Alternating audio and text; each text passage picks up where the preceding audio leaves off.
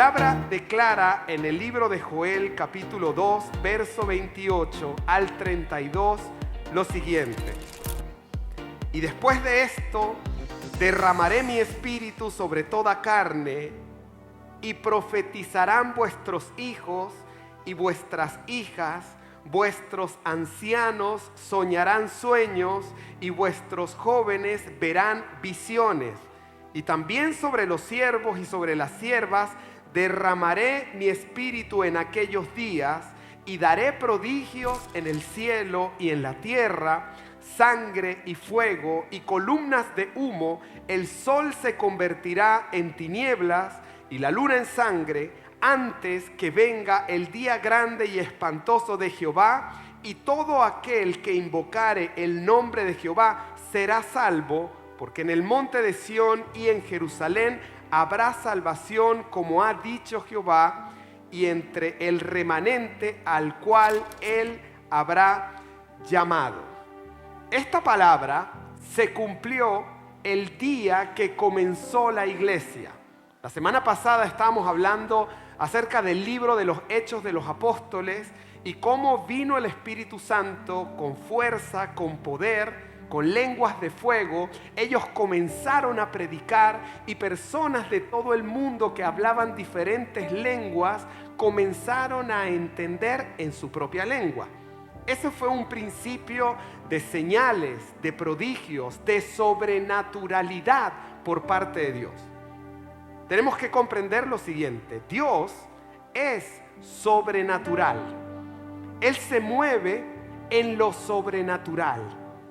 Y nosotros anhelamos esa sobrenaturalidad.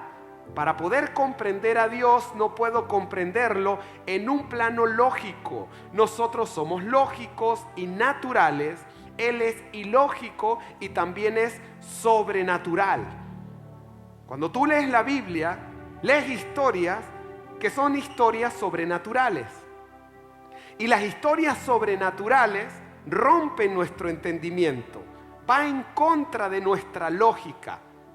Cuando el Señor obra milagros a favor de su pueblo, esos milagros Él los hace para que nosotros creamos, para que nosotros realmente evidenciemos, palpemos su poder obrando en cada uno de nosotros.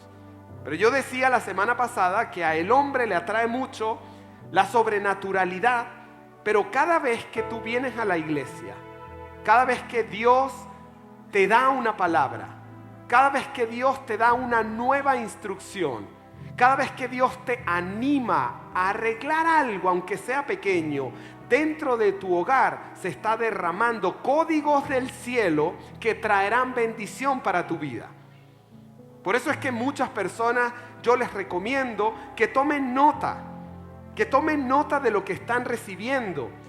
Yo recuerdo mis primeros años en la iglesia y hasta el día de hoy. A veces yo simplemente abro alguno de mis cuadernos y de ahí sale una chispa de inspiración para que Dios traiga un mensaje nuevo. De lo que nosotros tenemos es de lo que compartimos. En ti y en mí hay un depósito por parte de Dios que Él quiere utilizar. Tesoros viejos y tesoros nuevos, del cual el Espíritu Santo de Dios saca constantemente, porque Él quiere ver vidas transformadas en el poder del Espíritu Santo de Dios.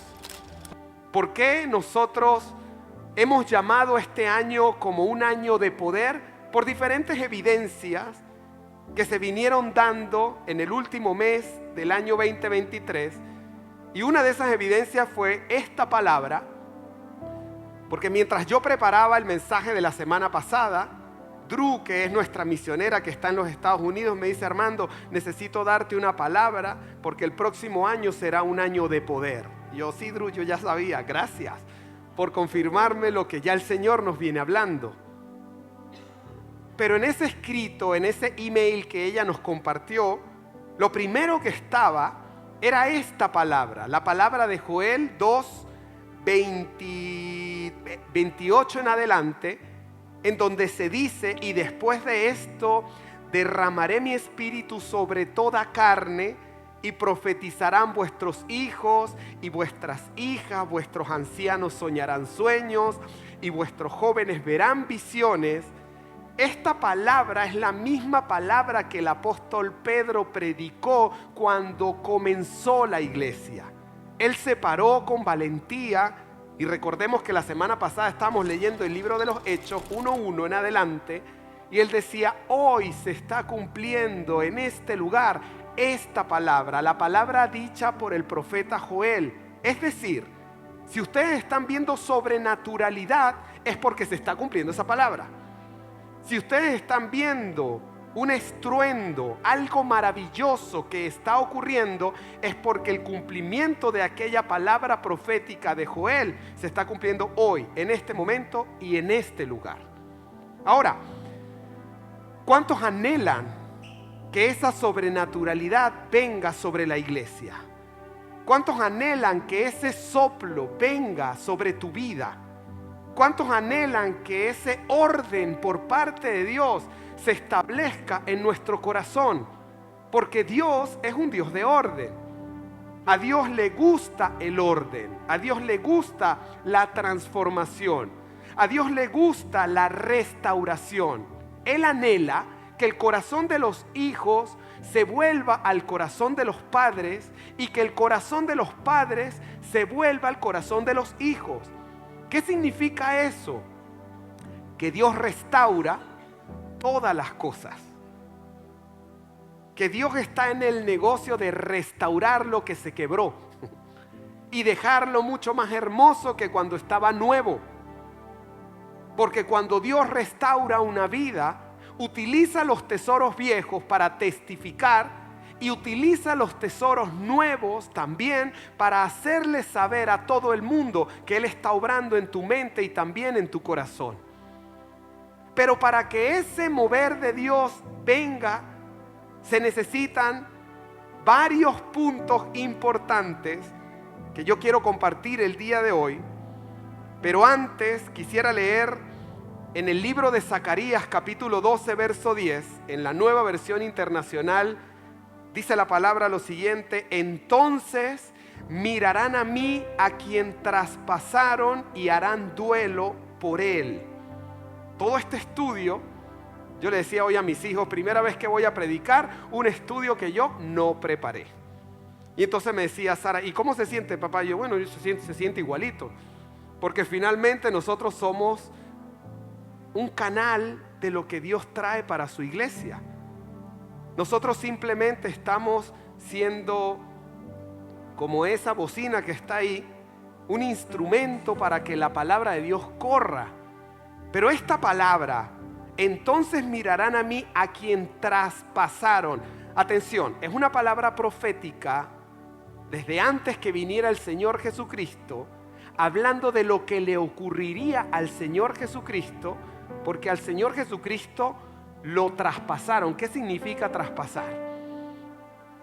No sé si ustedes en algún momento vieron la película La Pasión de Cristo o han visto en la Semana Santa alguna película en donde a Jesucristo lo estén crucificando, que le ponen una mano así, de repente le meten un clavo grueso y su dolor está ahí, su sangre está corriendo.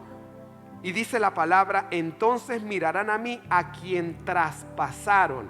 Esa palabra, traspasar al Señor, y tú y yo diríamos, bueno, yo no estuve ahí, yo no fui el que hizo eso.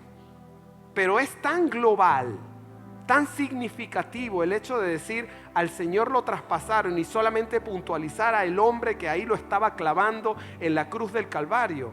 Pero recordemos lo siguiente, el Señor Jesucristo fue crucificado por el pago del pecado de toda la humanidad. Es decir, tú y yo traspasamos al Señor Jesucristo. ¿Cómo lo traspasamos? Con nuestro pecado. Porque es nuestro pecado el precio que Él tuvo que pagar para ir a la cruz del Calvario. Hay principios, hay doctrina, hay fe con respecto a lo que estamos recibiendo en esta mañana. Dice la palabra de Dios que la paga del pecado es la muerte. Y lo que hubo en esa cruz fue una muerte sustitutiva. Es decir, ahí en esa cruz, por mi pecado, el que tenía que estar era yo. Ahí en esa cruz, Jonathan, por tu pecado, el que tenías que estar eras tú.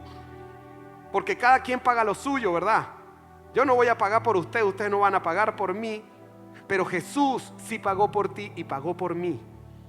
Así que cuando la palabra dice, entonces lo miraremos a Él, al que nosotros traspasamos y haremos duelo por Él, es que definitivamente hasta que a ti no te duela el pecado que has cometido, no puede comenzar en ti una verdadera transformación y valorar lo que Jesús hizo en la cruz del Calvario. No sé si me estoy explicando bien. Cuando tú realmente ves el pecado de la manera como Dios lo ve. Porque Dios el pecado lo ve de una manera en la que Él lo aborrece. Mi pregunta es la siguiente: ¿aborreces el pecado? Ese pecado que hoy en día probablemente nos mantiene cautivos a pesar de que venimos a la iglesia.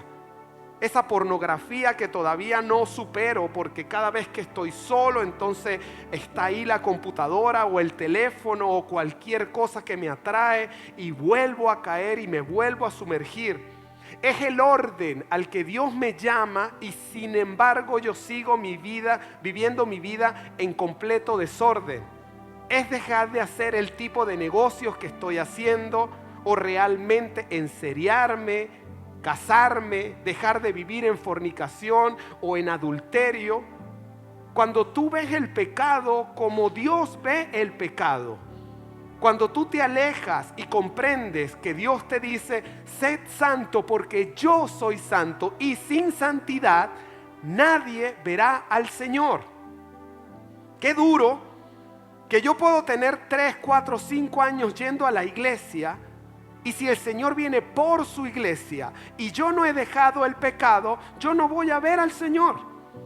Yo no puedo decirle, Señor, tengo 5 años yendo a la iglesia. Ajá, ¿y el pecado? No, bueno, Señor, el pecado, después hablamos de eso. No. Sin santidad, nadie verá al Señor. Por donde lo miremos. Necesitamos santidad para poder estar en la presencia de Dios. Necesitamos santidad para disfrutar de las bendiciones de Dios. Porque las bendiciones de Dios caen en un camino de santidad. No caen en el camino del pecado. Y todavía Él en su misericordia nos dice en esta mañana que donde abunda el pecado, sobreabunda la gracia de Dios. Es decir, Dios es tardo para la ira y es grande en misericordia. A pesar de que hasta el día de hoy hay aguijones que están en nosotros constantemente haciéndonos caer, Dios te está llamando a comenzar un año diferente. Porque sí, yo lo traspasé con mi pecado. Porque sí, cada vez que yo caigo de alguna u otra forma, yo crucifico nuevamente al Señor. Cada vez que Él me dice por dónde transitar y yo no transito por ahí, de alguna u otra forma, yo estoy crucificando nuevamente, yo lo estoy traspasando. Y puedo disfrazar mi vida de una falsa religiosidad, diciendo gloria a Dios, aleluya, que te vaya bien y todo lo demás, cuando el Señor ya me está pidiendo, cambia tu manera de vivir. Porque si tú no cambias tu manera de vivir, no puedes ver las bendiciones que yo tengo para tu vida. Zacarías dice lo siguiente: entonces mirarán a mí, a quien traspasaron, y harán duelo por él. En la explicación del estudio que nos envió Drew dice, este versículo originalmente se refiere al pueblo judío, pero también veo que en la profecía de Zacarías hay una aplicación para la iglesia, es decir, para cada uno de nosotros. Pronto vendrá un trato muy personal por parte del Espíritu Santo. Y dice, la iglesia de Jesucristo ha embotado tanto el pecado, lo ha blanqueado y pasado por alto, que cuando el Espíritu Santo descienda, traerá también con él una purga dentro de la iglesia. ¿Estás escuchando lo que yo estoy escuchando?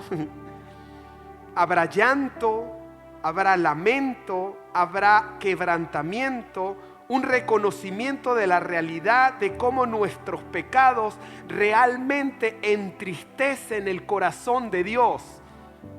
Porque cuando la palabra de Dios nos dice, no contristes al Espíritu Santo de Dios con el cual tú y yo hemos sido sellados, es que Él está contigo. Él te acompaña a todo lugar. Y cuando nosotros nuevamente caemos en el pecado, Él se entristece, Él se aleja.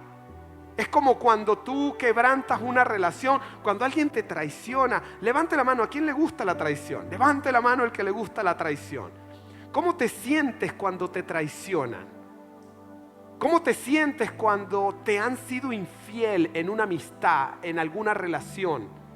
Cuando te dijeron algo y no te cumplieron. ¿A cuánto les ha pasado eso?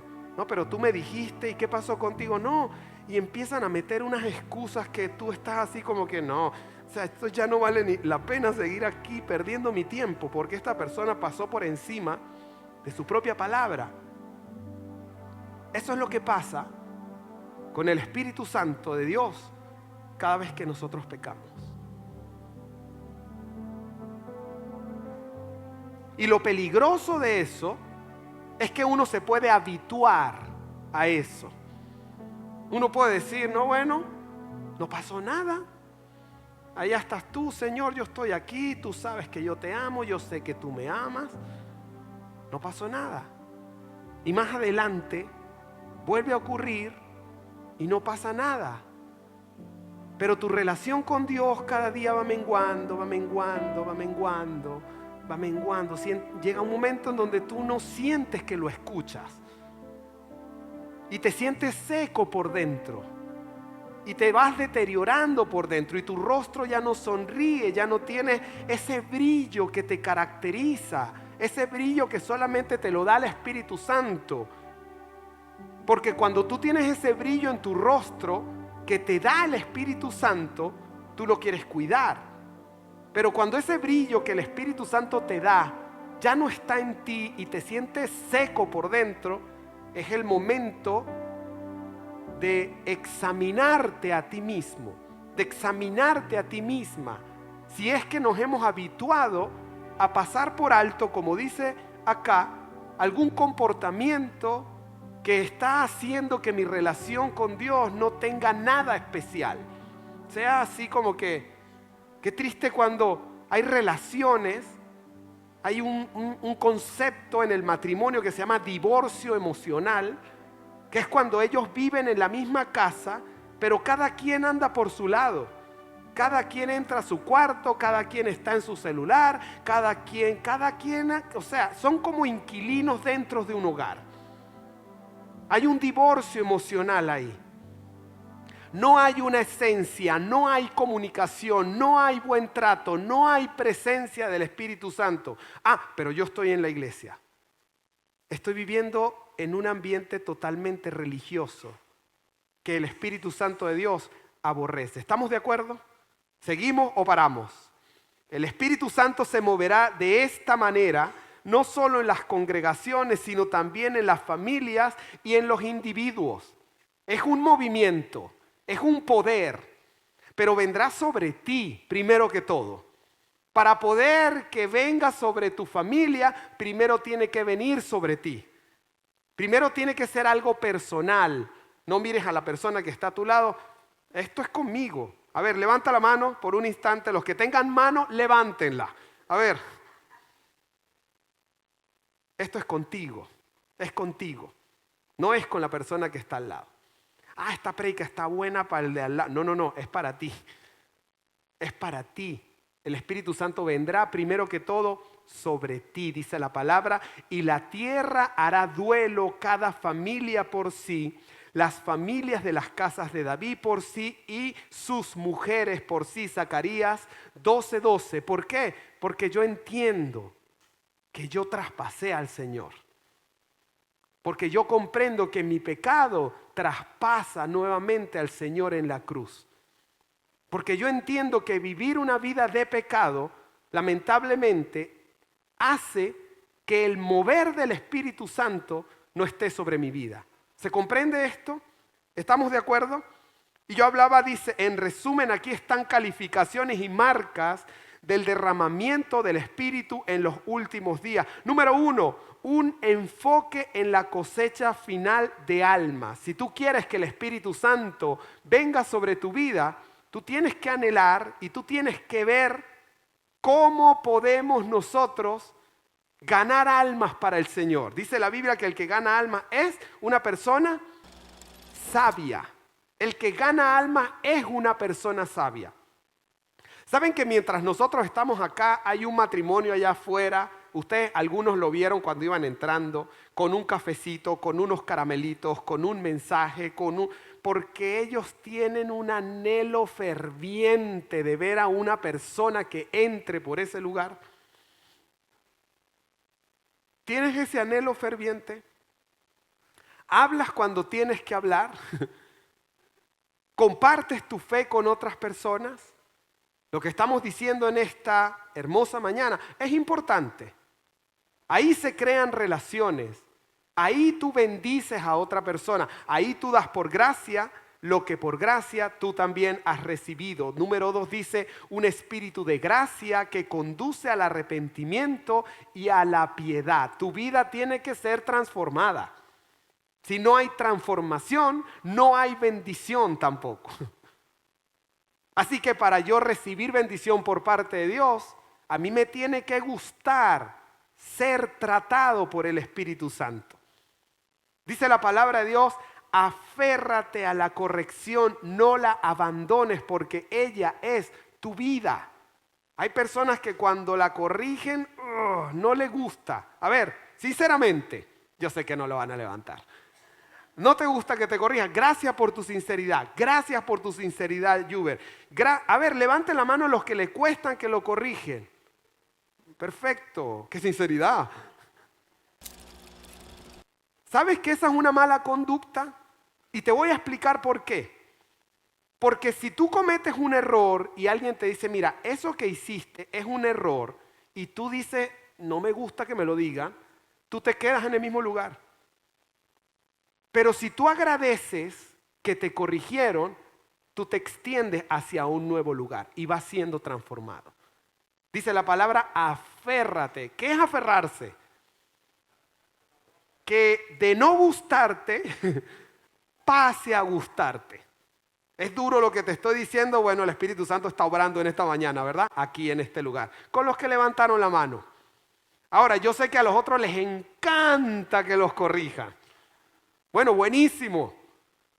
Porque mientras más te guste que te corrijan, más vas a crecer. Porque tú estás constantemente revisando tus propios procedimientos. Y cuando una persona revisa sus propios procedimientos, se vuelve más detallista, se va especializando en el arte. Decíamos unas semanas atrás, lo que se repite es lo que se perfecciona. Así que si tú estás repitiendo algo todos los días en tu trabajo o en tu hogar o en nuevos hábitos que estás tratando de emprender, estamos en el comienzo de un nuevo año, un buen motivo para tener nuevos hábitos dentro de ti. Lo que se repite es lo que se perfecciona. Lo que tú no repites no se perfecciona. Un espíritu de súplica, dice acá, que resulta en entrega y en urgencia de orar en el Espíritu. Tú comprendes que tú y yo hemos traspasado al Señor. Dura esa palabra. Pero en ese momento en el que estaban clavando a Cristo en la cruz del Calvario, ahí estabas tú y ahí estaba yo. Cuando tú comprendes que el Espíritu Santo de Dios está entrando en ti, anhela cambiarte, anhela transformarte, anhela llevarte a un nuevo lugar. Yo quiero ir a un nuevo lugar con el Espíritu Santo. No quiero que el 2023 sea igual que el 2024. No quiero. Quiero más de Dios. Yo anhelo más del Señor. Pero yo debo comprender que es el Espíritu Santo el que me está trayendo a un lugar para que yo observe cuál es mi condición y reconozca ¿cuál es mi condición? Porque esa es nuestra condición inicial, es como tocar el fondo. Y cuando tú tocas el fondo dices, bueno, hacia abajo no hay absolutamente más nada. De aquí voy hacia arriba, porque ya toqué fondo. ¿Y por qué a veces tenemos que tocar fondo? Porque es la única manera en el que el Espíritu Santo de Dios nos habla y nosotros podemos decir, Señor, gracias, me llevaste al desierto para hablarme directamente al corazón. ¿Se comprende, familia? Todo lo que estamos recibiendo en esta hermosa mañana, el Espíritu Santo de Dios se va a mover con fuerza y poder en este lugar. Ayer me preguntaba mi hijo, ¿y cómo se llama la enseñanza? Se llama poner de rodillas al pueblo de Dios. Y entonces hizo una cara así como que, ok, no entiendo mucho. Pero es que el que se humilla, Dios lo exalta. Pero el que se exalta, Dios lo humilla. Y la semana pasada poníamos un ejemplo de mi pastor, en donde él pues no quería adorar al Señor. No quiero. No, porque como yo siendo un hombre voy a decirle hermoso, pero el Señor tuvo que llevarlo a poner su mejilla en el suelo y hacer caer un dolor sobre su cuerpo que no se pudiera levantar. Y a partir de ese momento todo comenzó a ser diferente. Dios tiene muchas formas de hacernos entender las cosas. Si no, preguntémosle a Jonás, que huyó de la presencia del Señor, pagó su propio pasaje y tomando un barco se fue a otro lugar que no era Nínive, a donde el Señor lo quería predicando. Y el Señor hizo que fuera un pez gigante en su sobrenaturalidad, se lo tragara por 3 días y 3 noches. ¿Y saben a dónde lo fue a dejar? En las hermosas playas de Nínive, donde el Señor quería que él estuviera en un principio. Fue otra forma de decirle a un hombre, es mi voluntad sobre tu vida, no es tu propia voluntad. Así que cuando el Señor a mí me dice, humíllate, para mí eso es un honor. Humillarse delante de la presencia del Señor es un honor. Y yo decía, en medio de la alabanza, había una de las canciones que decía, alaba al Señor, yo alabo, no sé, ahorita si la pueden tocar sería excelente. Fuimos a recibir el año en la playa, mi hermana, sus hijas y nosotros, y todas las madrugadas yo me levantaba, pero una noche me levantó un sonido como de un animal, porque además ellos una mañana observaron y había un lobo marino que salió del mar, se dio una vuelta, volvió a entrar. Por lo menos de donde nosotros venimos en Venezuela, nunca va a salir un lobo marino de la playa. Pero en una madrugada a las 4 de la mañana yo escuchaba, ¿no? Y era el sonido de un animal, sonaba, pero en el fondo del mar, y yo, Señor, ¿qué es esto? Pero listo, ese sonido me atrajo al balcón y ahí me quedé escuchándolo y tratando de descifrar qué era. Nunca supe qué era, yo presumo que era otro lobo marino haciendo de las suyas. Pero me voy al Salmo 148, por lo menos en mi Biblia textual lo dice así.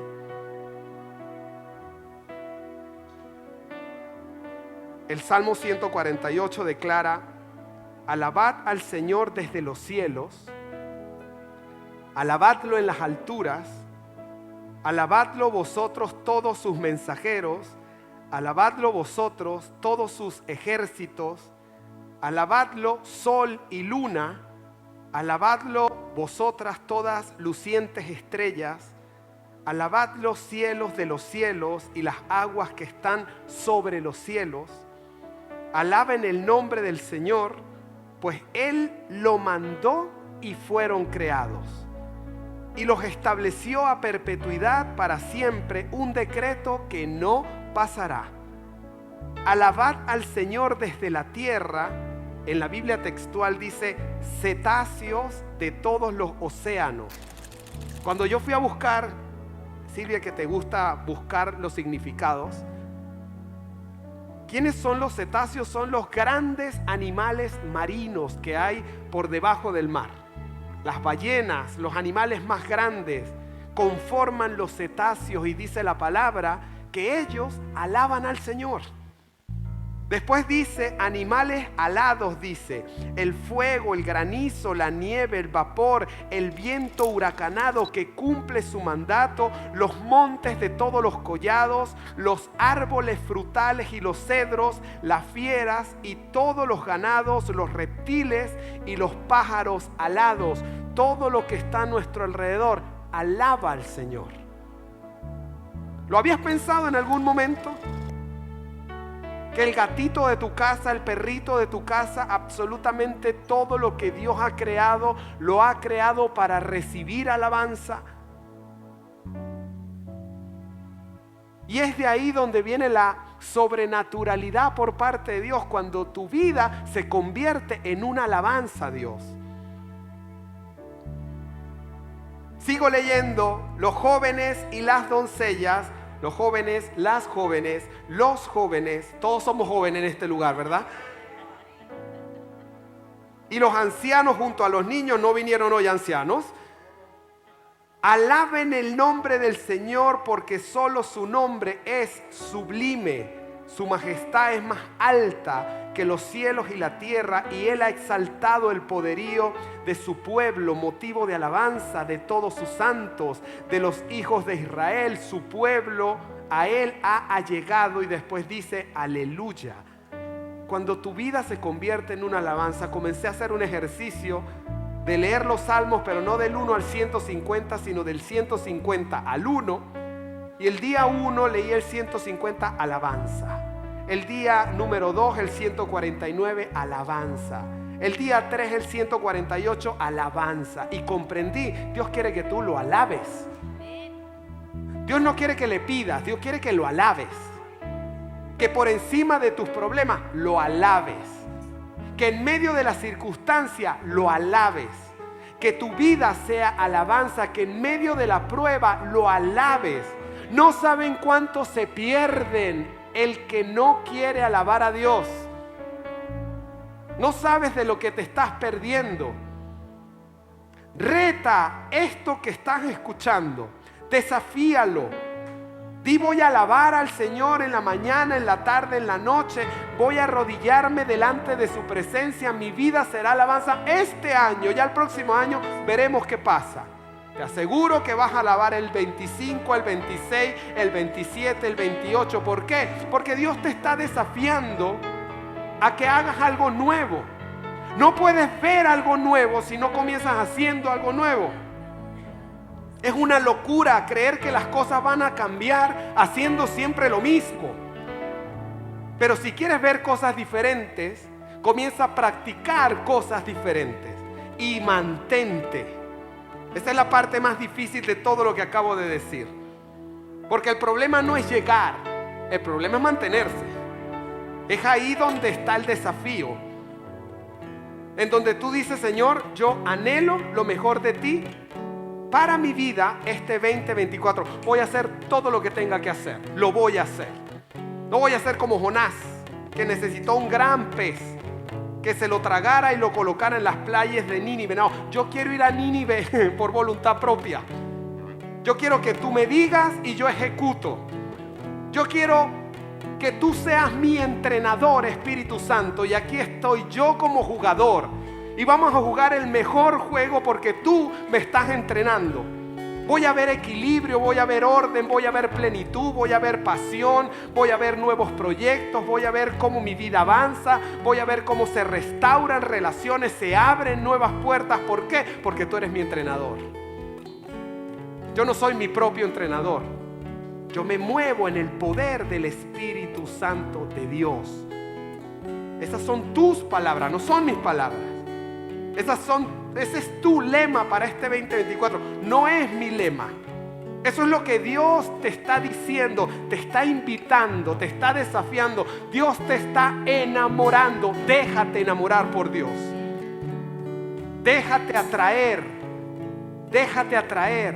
Jeremías decía, Señor, me sedujiste y no pude decir que no. Me sedujiste, fuiste más fuerte que yo, prevaleciste. Es esa fuerza de atracción que Dios ejecuta sobre cada uno de nosotros, que es mucho más fuerte que nosotros mismos. ¿Por qué te resistes? ¿Qué tienes que perder? Si ya has hecho tu vida a tu manera por tantos años, ¿qué tienes que perder? No tienes nada que perder. Simplemente doblega tu voluntad a la voluntad de Dios y verás cambios sobrenaturales en tu vida para este 2024. ¿Cuántos lo creen en esta mañana? Podemos darle un fuerte aplauso al Señor.